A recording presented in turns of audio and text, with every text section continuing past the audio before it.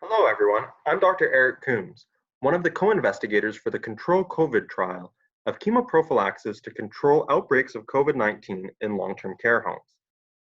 Today, we're going to discuss a brief primer on COVID-19 and its impact on long-term care homes. COVID-19 is a coronavirus, which is a family of RNA viruses which are endemic globally. Coronaviruses are the cause of the common cold, and the endemic strains cause a significant portion of upper respiratory tract infections.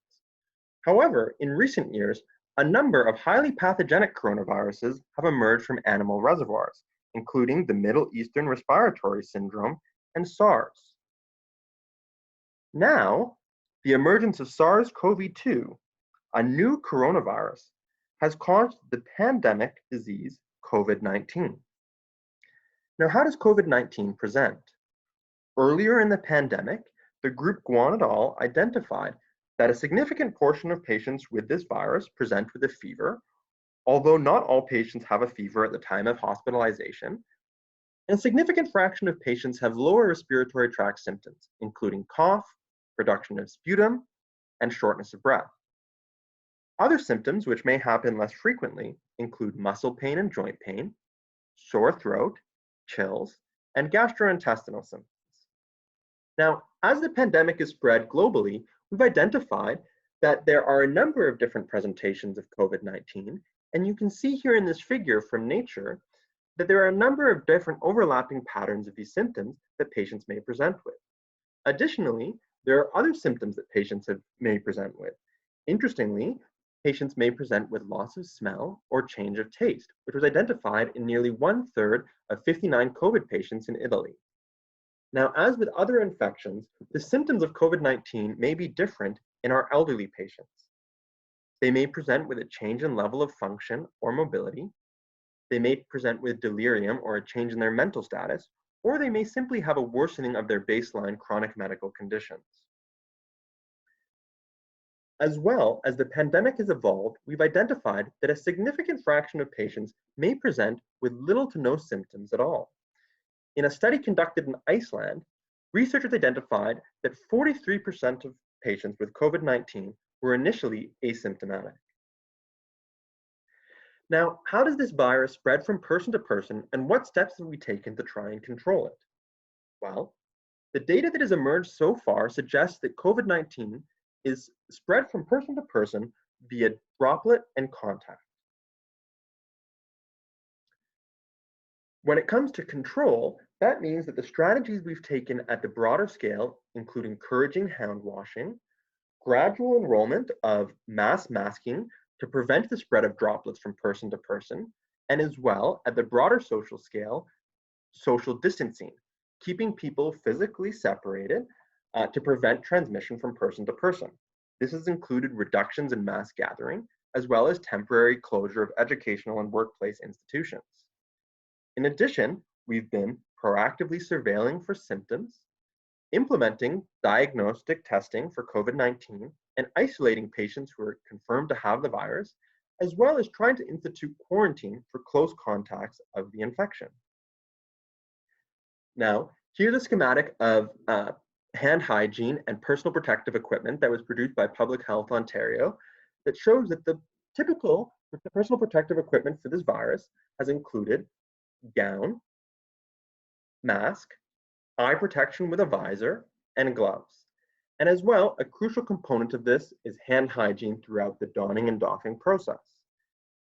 As well, like we mentioned, because this virus is spread via droplets, physical distancing, or maintaining a distance of at least 2 meters from person to person, has been employed to try and reduce transmission between persons. And the goal of a lot of these broader social measures has been to try and flatten the curve, or keep the number of cases within the capacity of our healthcare system. Now, COVID-19 has had a particular impact on our long-term care homes, which I'm sure you're all aware of. COVID-19 has been identified to be significantly more fatal in the elderly, with case fatality rates approaching 15% in patients above the age of 80. Now, Long-term care homes, including Canadian long-term care homes, have been particularly affected by the virus. We know that historically, viral respiratory outbreaks of other viruses, such as influenza, can be devastating in long-term care homes. The first evidence actually in Canada of community transmission of the SARS-CoV-2 virus was in a long-term care home in British Columbia. And since this time, we've seen the spread of COVID-19 throughout long-term care homes in our country. As of June 15th, 421 long-term care homes in Ontario have had cases, resulting in nearly 2,000 deaths. And in fact, long-term care homes unfortunately have accounted for the majority of Canadian COVID deaths during the pandemic. As an example from the United States, in an outbreak in a long-term care home in Washington state, the vast majority of residents were ultimately infected. 86% of residents were infected in this outbreak, with over half of residents being hospitalized, and actually over a third of residents having died by March 18th. As well, a significant number of staff working in the long-term care home at that time were also infected. And the authors concluded that once COVID-19 has been introduced into a long-term care facility, it has the potential to spread rapidly and widely. Further, given the known association of COVID-19 with asymptomatic disease, researchers in the United States have attempted to characterize the possibility of asymptomatic or pre-symptomatic disease in long-term care home outbreaks. Similarly, in a long-term care home outbreak in Washington state, where they conducted serial microbial testing for COVID-19, they identified that as of March 26th, 64% of residents in this long-term care home were infected with COVID-19 and nearly 20% of staff. Now, the majority of patients actually who were diagnosed with COVID-19 were actually initially asymptomatic. The majority of these cases were initially asymptomatic and went on to develop symptoms, or pre-symptomatic, but some of them actually remained asymptomatic throughout the entirety of their disease course. This raises the possibility for the potential for transmission of disease amongst residents and staff before illness is recognized. And this pre-symptomatic or asymptomatic disease may be in part why it's been challenging to control outbreaks of COVID-19 in long-term care homes. So we have attempted to institute a number of infection prevention and control measures in long-term care homes to try and deal and manage the spread of COVID-19. Just like in the broader society, we've instituted social measures such as the employment of personal protective equipment. We've attempted to limit gatherings, as well as recommending social distancing within the homes. There has been the implementation of active screening for residents, staff, and visitors.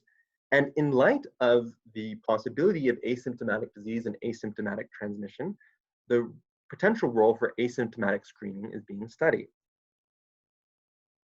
While there have been recognized shortages of personal protective equipment, we have been trying to employ personal protective equipment in our long-term care homes to keep our residents and staff safe.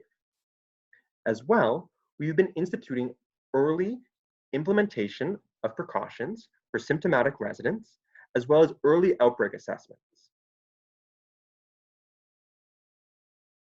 However, during the COVID-19 pandemic, despite infection prevention and control measures, some outbreaks have continued, raising the question, is there more that could be done to try and control such outbreaks? Well, we have a potential intervention that we are proposing that we would like to study if it may be effective in assisting in the control of COVID-19 outbreaks in long-term care homes. Our intervention is chemoprophylaxis, or the use of a medication to try and halt the transmission of the virus. Chemoprophylaxis is a strategy which is well described in the medical literature. We widely use it for HIV and malaria.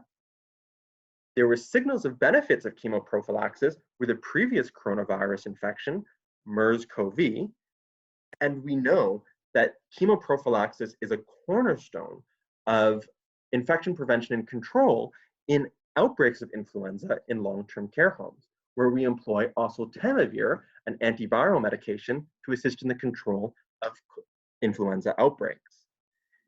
Given the success of this strategy in other settings, this is an urgent research priority to identify a potential agent for chemoprophylaxis against COVID-19. So our study is actually a cluster randomized trial of chemoprophylaxis to control outbreaks of COVID-19 in long-term care homes.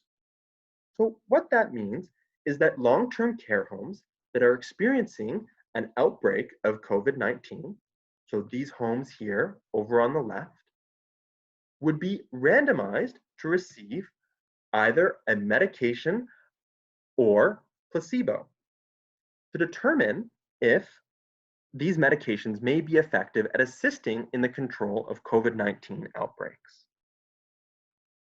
Should an outbreak of COVID-19 be identified in a participating long-term care home, we hope you would consider participating in this study so we may work together to identify medications which may be effective to control outbreaks. If you have any questions or are interested in learning more about our study, please check out our website as listed below, or we're happy to hear from you by email at control.covid@sinaihealth.ca. Thanks for listening.